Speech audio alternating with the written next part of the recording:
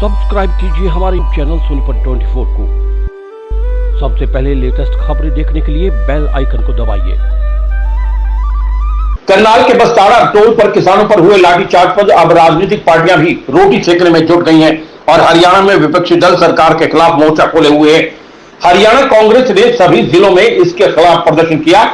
सोनीपत के coat road स्थित हनुमान मंदिर से लेकर सोनीपत लघु सचिवालय तक कांग्रेस के आला नेताओं ने कार्यकर्ताओं के साथ पहले तो रोष मार्च निकाला। इस रोष मार्च में सोनीपत विधानसभा के विधायक सुरेंद्र पवार, गोहाना से विधायक जगबीर मलिक, बड़ौदा से विधायक इंदुराज नरवाल, खरखोदा से विधायक जयवीर वाल्मीकि, मेयर निखिल मदान और पूर्व हरियाणा कांग्रेस अध्यक्ष धर्मपाल मलिक और अन्य कांग्रेस कार्यकर्ता मौजूद रहे और सभी कांग्रेसी कार्यकर्ताओं ने सरकार के खिलाफ जमकर नारेबाजी की और करनाल की घटना पर कांग्रेस ने सीबीआई जांच या न्यायिक जांच की मांग की है।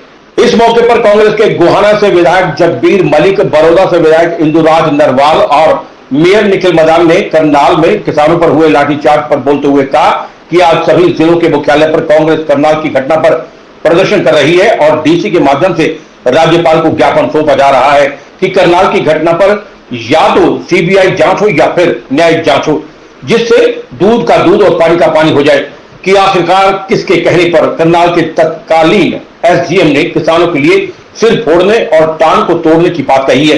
बिना किसी आला अधिकारी और नेता के कोई भी अधिकारी इस तरह की बातचीत पुलिस को नहीं कह सकता।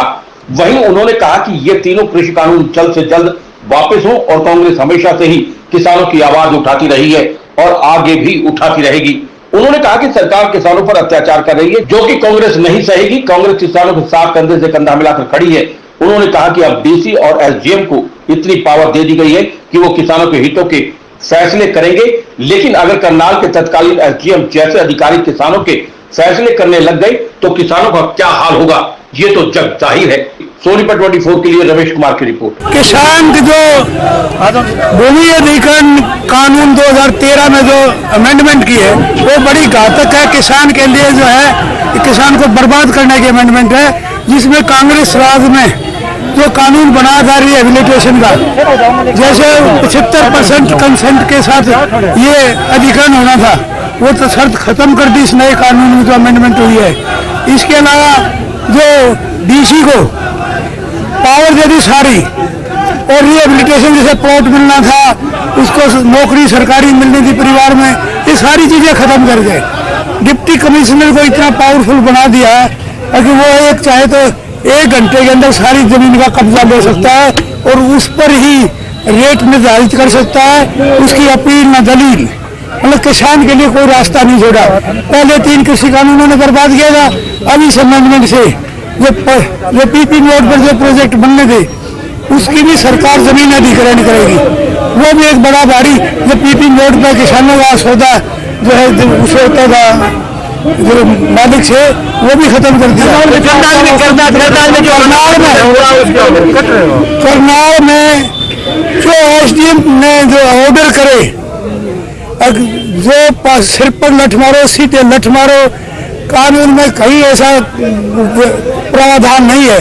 ड्यूटी मजिस्ट्रेट इसलिए लगाया जाता है जब पुलिस ये समझे स्थिति कंट्रोल से काबू होने जा रही है तो उनको लाठीचार्ज या शुरू गैस का आदेश लेने के लिए सिर्फ उसे इजाजत मांगते हैं। इजाजत देने के लिए वो है, लेकिन वो ये कहने के लिए नहीं लठ मारो। वो पुलिस ने देखना है कौन सा कानून लागू करके इसको कंट्रोल करना है। तो इसका क्या अधिकार था? अधिकार से ज्यादा इसने तो बहुत किसानों के प्रति जो इसकी भावना थी, दुर्भावना। यदि कृषि कानूनों में कोई झगड़े का फैसला एसडीएम के हवाले कर दिया, एसडीएम फैसला करेगा, क्या यही एसडीएम जो किसानों के सर में लाठी मारते फोड़ते ये फैसला करेंगे किसानों के हक में? सबसे घातक सस्पेंशन नहीं हुआ है, सस्पेंशन नहीं है, सिर्फ ये टाइम उसके लिए करा, थोड़े टाइम के लिए ट्रांसफर किया है। हम इसका जुडिशियल इंक्वायरी सिटिंग जज ऑफ सुप्रीम कोर्ट या उससे सीबीआई से इंक्वायरी करे ताकि पता लगे सच्चाई क्या है, किसका कसूर था, किसानों का कसूर था या एसडीएम का कसूर था, और उसके अनुसार सजा दी जाए।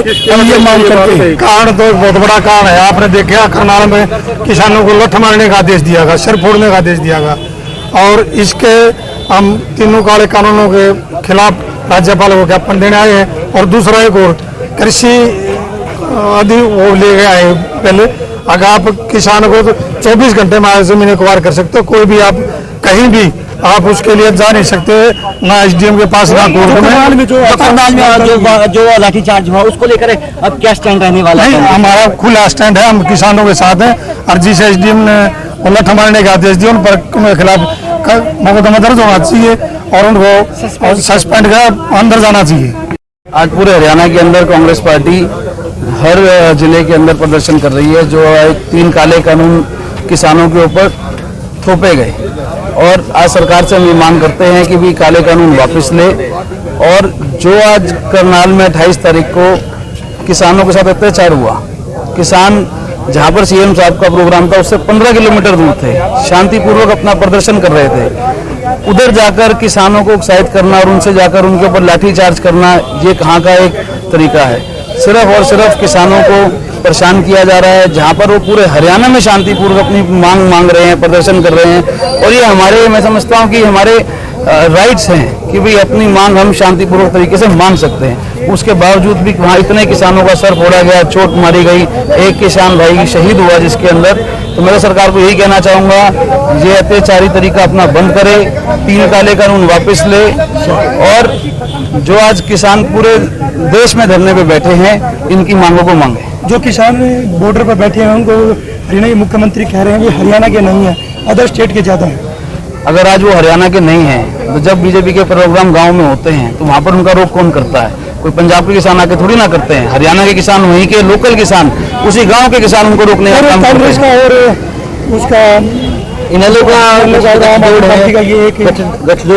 ऐसा है, जब तक सरकार और सरकार के व्यक्ति ग्राउंड पे आके अपने आदमियों को नहीं पहचानेंगे तो उन्हें ये समझ नहीं आएगी ये हमारे प्रदेश के किसान है या हमारे प्रदेश के बाहर के किसान है। मैं तो यही कहना चाहूँगा, सरकार अपना इस रवैये को बदले और 3 काले कानून वापस ले और किसानों की मांग को माने।